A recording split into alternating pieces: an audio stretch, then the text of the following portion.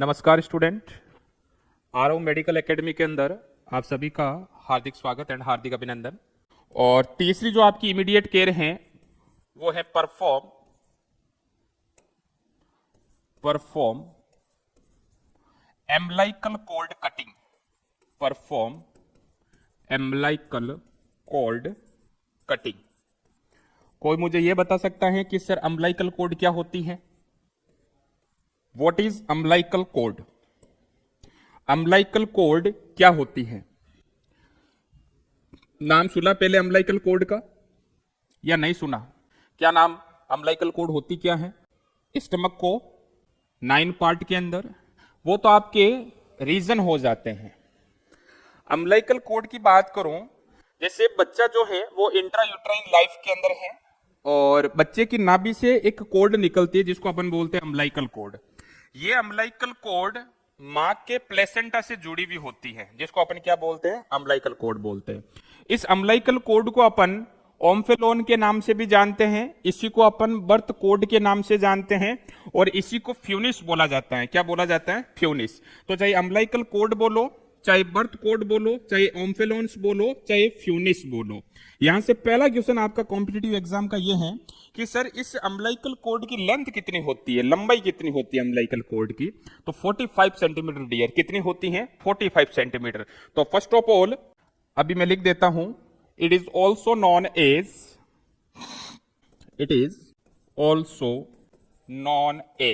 क्या क्या बोला जाता है देखिएगा। इसी को माय डियर अपन बर्थ कोड के नाम से जानते हैं। किस नाम से जानते हैं? बर्थ कोड के नाम से। इसी को अपन ओम्फेलोन के नाम से जानते हैं। किस नाम से? ओम्फेलोन के नाम से। और इसी को अपन फ्यूनिस के नाम से जानते हैं। किस नाम से जानते हैं माय डियर? फ्यूनिस के नाम से जानते हैं। देन सेकंड वन कि सर इस अम्बलाइकल कॉर्ड की आप लेंथ बताने वाले थे। बिल्कुल बताने वाले थे सर, और यही आपका क्या रहने वाला क्वेश्चन रहने वाला है कि अम्बलाइकल कॉर्ड की लेंथ कितनी होती है। तो लेंथ माय डियर कितनी होती है? 45 सेंटीमीटर। कितनी होती है? 45 सेंटीमीटर इसकी लेंथ होती है अम्बलाइकल कॉर्ड की, या फिर अम्बलाइकल कॉर्ड की लंबाई होती है। नेक्स्ट वन बात करते हैं कि इस अम्बलाइकल कॉर्ड के अंदर कितनी ब्लड वेसल प्रेजेंट होती हैं। तो अम्बलाइकल कॉर्ड के अंदर जो ब्लड वेसल्स होती हैं वो आपकी टोटल कितनी होती हैं? 3 ब्लड वेसल्स होती हैं।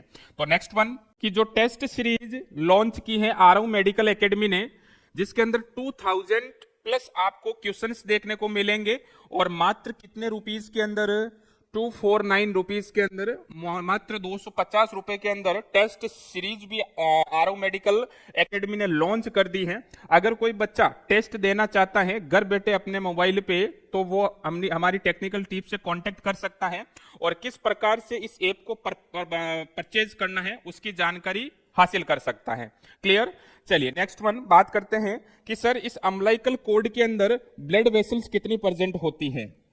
इन umbilical cord 3 blood vessels are present. कितनी होती है बेटा? 3 ब्लड वेसल्स आर प्रेजेंट। अब देखिएगा 3 ब्लड वेसल्स के अंदर आर्टरी कितनी होती है और वेन कितनी होती है, धमनियां कितनी होती हैं और शिराएं कितनी होती हैं, जिसको अपन आर्टरी और वेन के नाम से जानते हैं।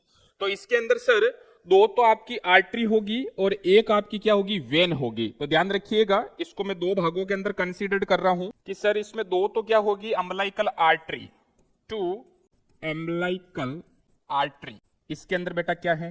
प्रेजेंट है। और क्या है इसके अंदर प्रेजेंट? 1 umbilical vein. क्या प्रेजेंट है my dear? 1 umbilical vein present है। अब ये अम्बलाइकल आर्टरी और अम्बलाइकल वेन करती क्या है देखिएगा। नॉर्मली आर्टरी वो होती है जिसके अंदर आपका शुद्ध ब्लड रहता है और नॉर्मल वेन वो आपकी होती है जिसमें अशुद्ध ब्लड रहता है। लेकिन यहाँ पे सर उल्टा रहेगा।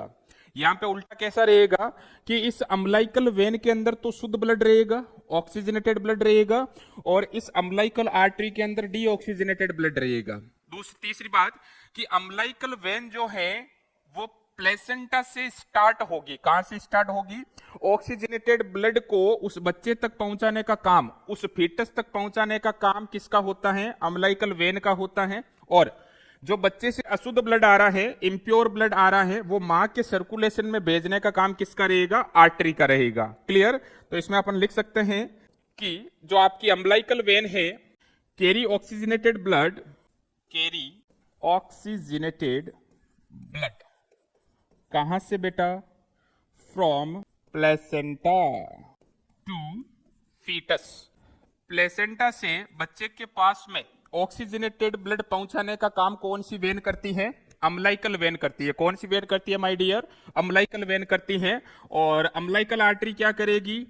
Carry deoxygenated blood. कैसा ब्लड? डीऑक्सीजनेटेड ब्लड कहां से? फ्रॉम फीटस, उस बच्चे से, टू प्लेसेंटा। बच्चे से डीऑक्सीजनेटेड ब्लड को उठाएगी और सीधा किसके पास में भेज देगी? प्लेसेंटा के पास में। और प्लेसेंटा से फिर वो मदर के सर्कुलेशन में जाएगा, मदर के हार्ट में जाएगा, O2 CO2 का एक्सचेंज होगा और ब्लड जो है वो लंग्स के द्वारा क्या कर लिया जाएगा? प्यूरिफाई कर लिया जाएगा। अब यहां से एक क्वेश्चन बनता है कि सर अगर 4th मंथ के पहले बात करूं मैं कि उस बच्चे का या फिर उस मदर का 4 महीने से पहले बात करें, गेस्टेशन पीरियड के 4 मंथ पहले की, तो अम्बलाइकल जो कॉर्ड होती है उसके अंदर 4 ब्लड वेसल्स होती हैं। लेकिन 4 मंथ के बाद में, जैसे ही उस बच्चे का गेस्टेशन 4 मंथ के बाद में बढ़ता है, तो उसके अंदर 3 ही अम्बलाइकल ब्लड वेसल्स रहती हैं।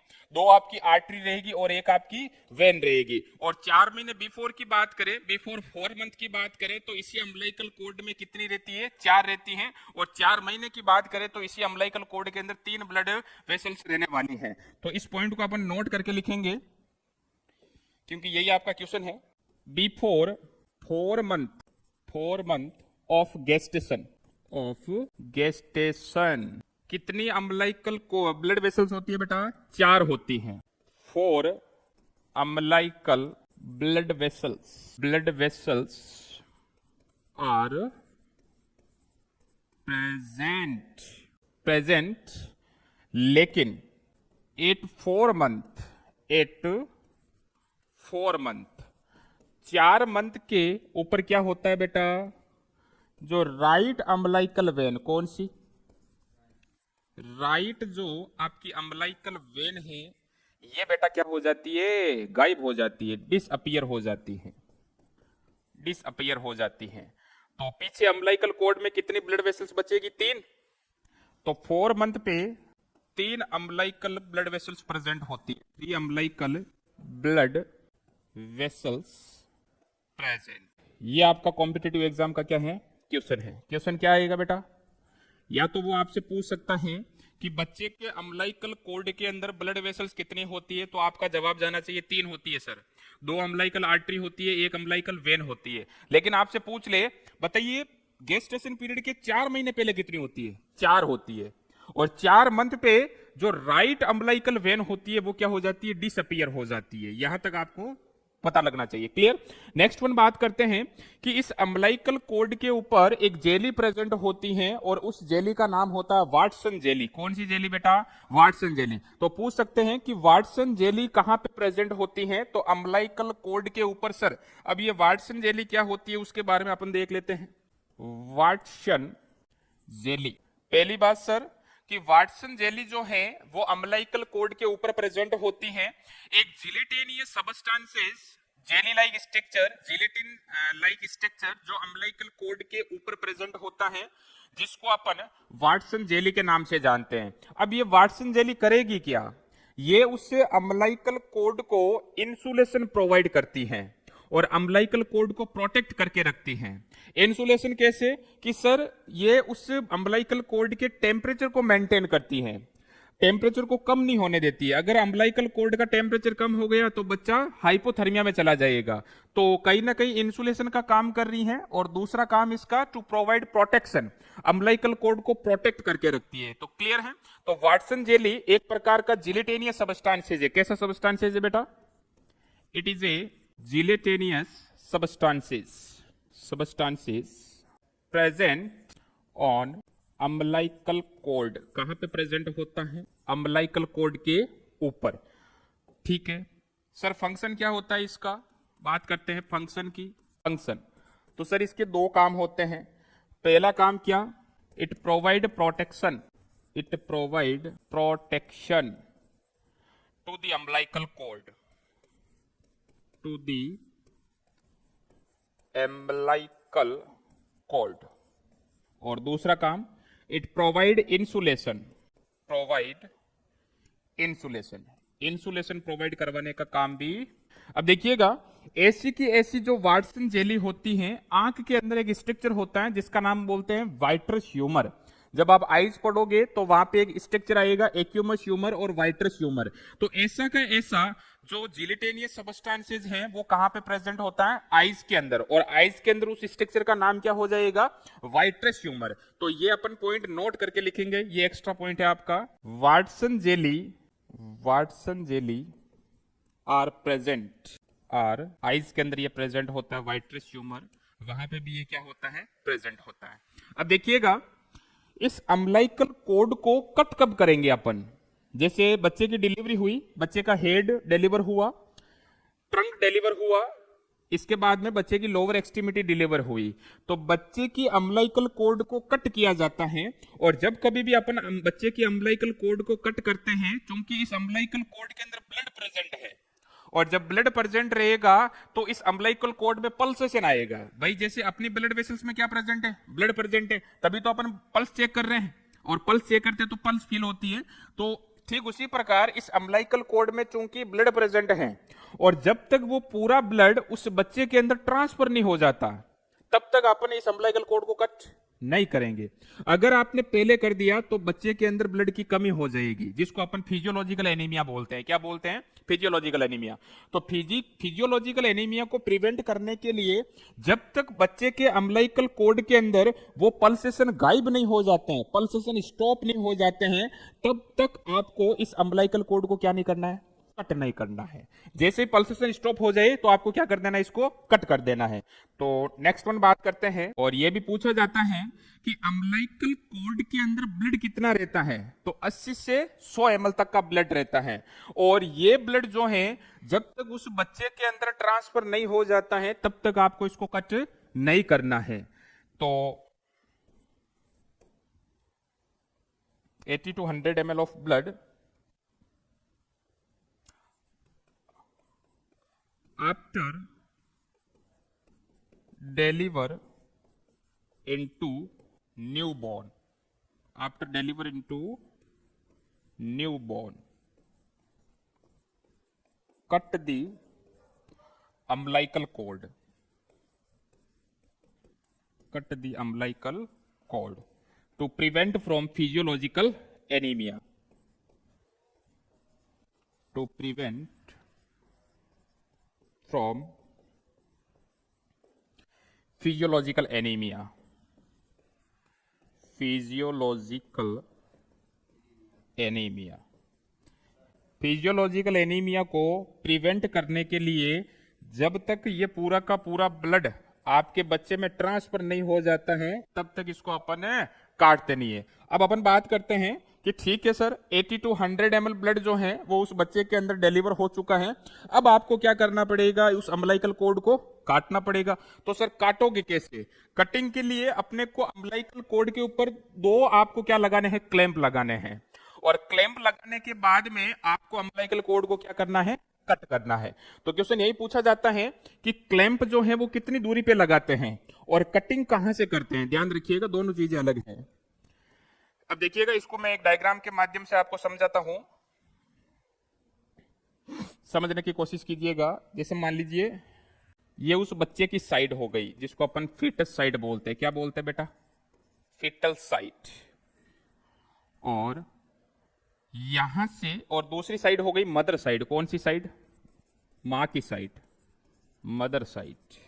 और दोनों के बीच में क्या प्रेजेंट है, अम्बिलिकल कॉर्ड। अब ये अम्बिलिकल कॉर्ड उस बच्चे के नाभि से निकल रही है। कहां से निकल रही है, नाभि से निकल रही है। तो मैं बता रहा हूं कि अम्बिलिकल कॉर्ड के अंदर क्लैंपिंग कहां से करेंगे। अब इन दोनों के बीच में क्या प्रेजेंट है बेटा, अम्बिलिकल कॉर्ड है। ये जैसे मान लीजिएगा ये अम्बिलिकल कॉर्ड है, ये आपकी अम्बिलिकल कॉर्ड है। तो इसको मैंने नाम दे दिया सर ये आपकी अम्बिलिकल कॉर्ड, अम्बिलिकल कॉर्ड है सर ये। तो जो पहला क्लैंप आप लगाओगे, कौन सा क्लैंप? पहला क्लैंप वो लगाओगे इस बच्चे की साइड से 5 सेंटीमीटर की दूरी पे। जो पहला क्लैंप लगाओगे ये बच्चे की साइड से 5 सेंटीमीटर की दूरी पे लगाओगे। आपने ओनली फॉर क्या किया? क्लैंप लगाया है, आपने काटा नहीं है सर। ठीक, तो पहला आपने सर क्लैंप लगा दिया यहां पे, और इसको अपन बोलते हैं फर्स्ट क्लैंप। क्या बोलते हैं? First clamp. तो ये तो हो गया सर आपका फर्स्ट क्लैंप। ठीक है सर। और दूसरा जो क्लैंप लगाते हैं वो पहले क्लैंप से 2.5 सेंटीमीटर की दूरी पे बेटा। कितनी दूरी पे? 2.5 सेंटीमीटर की दूरी पे। कहां से? पहले क्लैंप से, बच्चे की साइड से नहीं, पहले क्लैंप से 2.5 सेंटीमीटर की दूरी पे आपको क्या लगा देना है? ये दूसरा क्लैंप। तो ये आपका हो गया सेकंड क्लैंप। अब आपको क्या करना है? इस पहले और सेकंड क्लैंप के बीचों बीच मिड पॉइंट से अम्बिलिकल कॉर्ड को क्या कर देना है? कट कर देना है। तो कट करने के लिए सबसे पहले आपने फर्स्ट क्लैंप लगाया उस बच्चे से 5 सेंटीमीटर की दूरी पे, दूसरा क्लैंप लगाया फर्स्ट क्लैंप से 2.5 सेंटीमीटर की दूरी पे, और फिर फर्स्ट और सेकंड क्लैंप के बीचों बीच, यानी कि कहीं ना कहीं आपने यहां से क्या किया है? इस अम्बिलिकल कॉर्ड को कट किया है। तो ये आपने यहां से क्या किया है? कटिंग किया है। क्लियर है? तो आपने अभी तक क्या क्या कर लिया काटने के लिए? First clamp away from fetus side, away from fetus side. कितनी सेंटीमीटर की दूरी पे? 5 सेंटीमीटर की दूरी पे। दूसरा clamp, second clamp 2.5 centimetre away from first clamp. ठीक, अब दोनों के बीच में से आपने क्या किया है? अम्बिलिकल कॉर्ड को काटा है। तो between first and second clamp, between first and second clamp cutting umbilical cord, इन दोनों के बीच में से आपको अम्बिलिकल कॉर्ड को काटा है। अब मुझे यह बताओ आप कि काटने के बाद में जो स्टम्प बच रहा है वो कितने सेंटीमीटर का होगा? इस डायग्राम को देख के, कटिंग होने के बाद में जो अम्बिलिकल कॉर्ड स्टम्प उस बच्चे की नाभि से कनेक्ट रहेगा वो कितने सेंटीमीटर का होगा? कितने सेंटीमीटर का देखने को मिलेगा? 1.5 सेंटीमीटर। कैसे हुआ बेटा? पहला क्लैंप तो आपने 5 सेंटीमीटर की दूरी पे ही लगा दिया, और दूसरा क्लैंप आपने 2.5 सेंटीमीटर के बीच में लगाया, तो 2.5 का आधा कितना हुआ? 2.5 सेंटीमीटर का आधा कितना हुआ? 1.4। तो 5 प्लस 1.4 कितने हुए? 6.4 या फिर 6.5। तो पीछे बचा जो रिमेनिंग पार्ट है वो कहलाता है अम्बिलिकल कॉर्ड स्टम्प। क्या कहलाता है? अम्बिलिकल कॉर्ड स्टम्प, जो कि कितने सेंटीमीटर का है? 6.4 सेंटीमीटर का है। तो क्वेश्चन ये भी पूछा जाता है कि अम्बिलिकल कॉर्ड स्टम्प की लेंथ कितनी होती है? 6.5 सेंटीमीटर होती है सर। कितनी होती है? 6.5 सेंटीमीटर। तो next one, after cutting of umbilical cord, the remaining part called क्या बोलते हैं बेटा? umbilical cord stump बोलते हैं, umbilical cord stump। और इस umbilical cord stump की जो लेंथ रहेगी वो कितनी रहेगी? 6.4 सेंटीमीटर, या फिर अप्रोक्स 6.5 सेंटीमीटर इसकी लेंथ रहती है। अब देखिएगा, ये जो अम्बिलिकल कॉर्ड स्टंप बचा है उस बच्चे के नाभि से अटैच, ये ऑटोमेटिक धीरे धीरे क्या हो जाएगा? जड़ जाएगा। धीरे धीरे ऑटोमेटिक ये गिर जाता है, और गिरता कब तक है? 7 दिन के अंदर अंदर। तो अम्बिलिकल कॉर्ड जो स्टंप है उसकी जो सीडिंग होती है, सीडिंग का मतलब है जड़ जाना, ये कितने दिन में होती है? ये भी पूछा जाता है। 7 दिन के अंदर अंदर, 1 मंथ के अंदर नहीं, 7 दिन के अंदर अंदर। तो umbilical cord stump, umbilical cord. और 2 चीजें और याद रखिएगा कि इस अम्बिलिकल कॉर्ड स्टंप को आपको ड्राई रखना है। कैसा रखना है? ड्राई, सूखा रखना है। इसको गीला नहीं रखना है, मॉइस्ट नहीं रखना है। अगर मॉइस्ट रखोगे तो इस अम्बिलिकल कॉर्ड स्टंप का क्या हो सकता है? इन्फ्लामेशन हो सकता है, इन्फेक्शन हो सकता है। तो हमेशा उसको ड्राई रखना है, सूखा रखना है, ताकि किसी भी प्रकार का कोई इन्फेक्शन या फिर इन्फ्लामेशन नहीं हो। 2 कंडीशन आती हैं, एक आपकी आती है ओम्फेलाइटिस और दूसरी कंडीशन आती है आपकी फ्यूनिसाइटिस। ओम्फेलाइटिस क्या होता है और फ्यूनिसाइटिस क्या होता है ये अपन समझते हैं इस कंडीशन से दो टर्म आते हैं यहाँ पे बेटा। एक तो आपका आएगा, इसको नोट करके लिख रहा हूँ, एक होता है ओम्फेलाइटिस, ओम्फेलाइटिस, और जिस वर्ड के पीछे आइटिस वर्ड जुड़ जाता है उसका मतलब होता है इन्फ्लामेशन। क्या मतलब होता है? इन्फ्लामेशन। जैसे अपेंडिसाइटिस, आइटिस आ रहा है, पेनक्रियाटाइटिस, आइटिस आ रहा है, कोलीलिथियासिस, सिस वर्ड आ रहा है, या फिर कोलाइटिस, क्या वर्ड आ रहा है? कोलाइटिस। जिस वर्ड के पीछे आइटिस वर्ड जुड़ जाता है उसका मतलब होता है इन्फ्लामेशन या फिर इन्फेक्शन। और ओम्फेलोन अपन अम्लाइकल कोड को बोलते हैं, तो अम्लाइकल कोड का इन्फ्लामेशन या फिर इन्फेक्शन क्या कहलाएगा? आपका ओम्फेलाइटिस कहलाएगा, अगर अम्लाइकल कोड का इन्फ्लामेशन हो जाए। अब दूसरी बात कि सर बिल्कुल जो अम्लाइकल कोड बच्चे की नाभि से कनेक्ट है उसका इन्फेक्शन हो जाना क्या कहलाएगा? ओम्फेलाइटिस।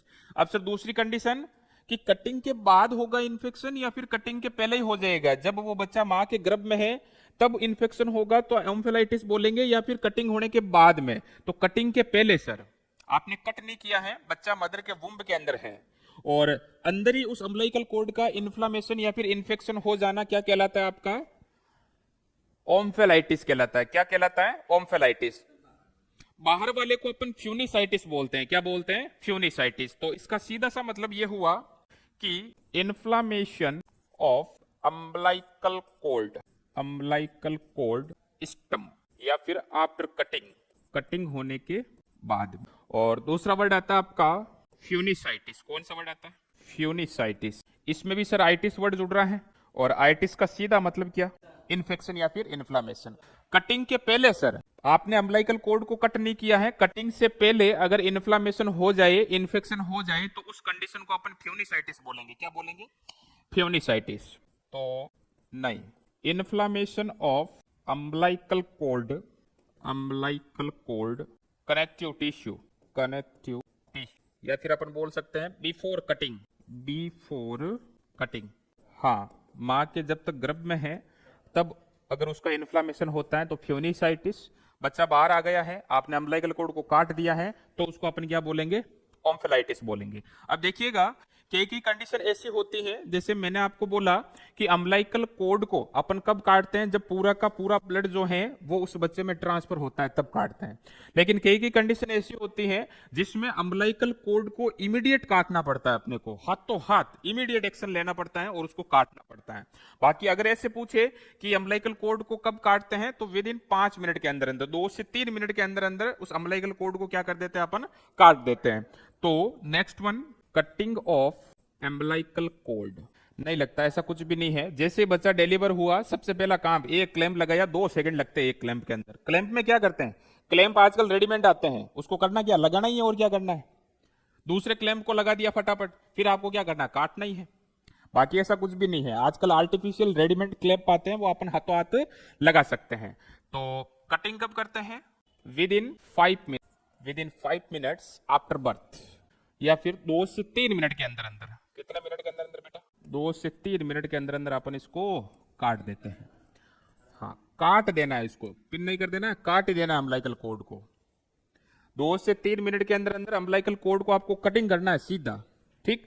अब देखिएगा कुछ कंडीशन ऐसी आती हैं जिसमें अपने को इमीडिएट कटिंग करनी पड़ती है, यानी कि 2 मिनट से पहले ही अपने को क्या करना पड़ता है? अम्लाइकल कोड को कट करना पड़ता है। अब वो कंडीशन कौन कौन सी हैं, मैं आपको यहाँ पे 3 कंडीशन बताऊंगा। Early umbilical code cutting, early umbilical code cutting, और 3 कंडीशन यहां पे रहेगी। कितनी कंडीशन बच्चे? 3 कंडीशन। सबसे पहली कंडीशन, सबसे जो पहली कंडीशन आएगी वो प्री टर्म बेबी की आएगी। किसकी आएगी? Pre term baby. और प्री टर्म बेबी यानी कि जिस बच्चे का जन्म पहले कितना? बेबी बोर्न 37 वीक से पहले। अगर किसी बच्चे का जन्म 37 वीक से पहले हुआ है तो ऐसे बच्चों को अपन क्या बोलेंगे? Pre term baby. अब प्री टर्म बेबी के अंदर आप अर्ली अम्लाइकल कोड कट क्यों कर रहे हो? क्योंकि बच्चा सर प्री टर्म है, और अगर आपने पहले नहीं काटा तो बच्चे के अंदर हाइपरवोलेमिया हो जाएगा, वॉल्यूम बहुत ज्यादा चला जाएगा, और वॉल्यूम चला जाएगा तो बच्चे के वाइटल ऑर्गन कहीं ना कहीं अफेक्ट होंगे। तो इसलिए अपन प्री मैच्योरिटी के अंदर अम्लाइकल कोड को इमीडिएट कट कर रहे हैं, अर्ली कट कर रहे हैं to prevent from hypervolemia. Hypervolemia को आप यहां पे क्या कर रहे हो? रोक रहे हो या फिर उससे बचाव कर रहे हो। तो इसका रैशनल क्या है आपके पास में? To prevent from hypervolemia. Hypervolemia. और हाइपरवोलेमिया क्या होता है my dear? Fluid volume excess क्या होता है? फ्लूइड वॉल्यूम क्या हो जाना? ज्यादा हो जाना। एक्सिस हो जाने को क्या बोलते हैं अपन? हाइपर वॉलेमिया बोलते हैं। सेकंड कंडीशन आती है, हाँ जी, 37 वीक से अगर बच्चा कम है तो उसको अपन प्री टर्म बोलेंगे। और इसके अंदर अगर आपने अर्ली अम्बिलिकल कोड कट नहीं की तो बच्चे के अंदर फ्लूइड वॉल्यूम है ज्यादा हो जाएगा। सेकंड वन बात करते हैं प्री टर्म के बाद में, मल्टीपल प्रेगनेंसी। कैसी प्रेगनेंसी? Multiple pregnancy. और मल्टीपल प्रेगनेंसी के अंदर भी अम्बिलिकल कोड को इमीडिएट काटा जाता है। सर क्यों? क्योंकि जैसे ही बच्चा पहला डिलीवर हुआ आपको इमीडिएट अम्बिलिकल कोड को कट कर देना है। अगर आपने अर्ली अम्बिलिकल कोड कट नहीं किया तो जो सेकंड बेबी डिलीवर होगा उसके अंदर क्या हो जाएगा? एनीमिया। क्योंकि पहला बेबी डिलीवर हुआ, आपने इमीडिएट काट दिया तो पूरा का पूरा ब्लड सेकंड बेबी में जाएगा और उस सेकंड बेबी में किसी प्रकार का कोई फिजियोलॉजिकल एनीमिया नहीं होगा। तो यहाँ के पीछे का rationale to prevent from physiological anaemia. Physiological anaemia. Second baby के अंदर क्या नहीं हो बेटा? खून की कमी नहीं हो, इसलिए अपन क्या कर देते हैं? इमीडिएट इसको काट देते हैं। तीसरी कंडीशन आपकी कौन सी आती है? तीसरी आती है सर HIV इन्फेक्टेड मदर। कैसी मदर? HIV इन्फेक्टेड मदर, यानी कि सर प्रेगनेंसी के अंदर उस मदर को क्या हो रखा है? HIV हो रखा है या फिर HIV एड्स हो रखा है। अगर आपने अम्बिलिकल कोड को इमीडिएट नहीं किया तो HIV वायरस किस में ट्रांसफर हो जाएगा? उस बच्चे में, और बच्चे के अंदर भी HIV एड्स हो जाएगा। तो यहाँ पे इसका rationale to decrease the transmission of HIV, to decrease the transmission of HIV from mother to baby, from mother to baby. तो ध्यान रखिएगा, यहां से क्वेश्चन आता है कि कौन कौन सी कंडीशन में अपने को अम्बिलिकल कोड अर्ली कटिंग करनी पड़ती है। तो 3 कंडीशन, प्री टर्म हो गई, मल्टीपल प्रेगनेंसी हो गई और तीसरी आपकी HIV इन्फेक्टेड मदर हो गई। और इस प्रकार से अपन ने तीसरा इमीडिएट केयर भी पढ़ ली है जिसमें अपन अम्बिलिकल कोड को क्या कर रहे थे? कट कर रहे थे। चौथी जो इमीडिएट केयर आती है वो आती है उस बेबी को आपको क्या करना है? क्लीन करना है, ड्राई करना है और ब्लैंकेट के चारों ओर लपेट देना है।